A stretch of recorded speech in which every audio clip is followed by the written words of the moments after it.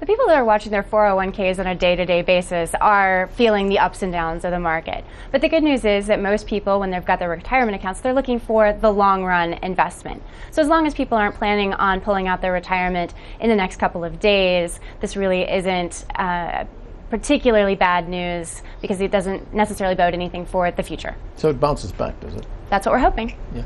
You know, it may bounce back, but what about confidence among the average person? You know, especially when you think of big ticket items and even bigger ticket items, things like property. I mean, people look around, they see what's going on with the economy, they see what's going on in Washington. Are they going to take that risk and say, you know, the house that we've been looking at, do we buy it now, or do we just put it off for another year?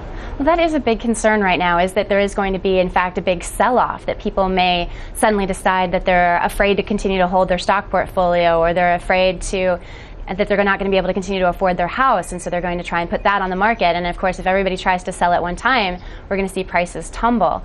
But hopefully people will realize that in most cases they're in their house for the long haul, they're in the stock market for the long haul, and they're not going to immediately start selling.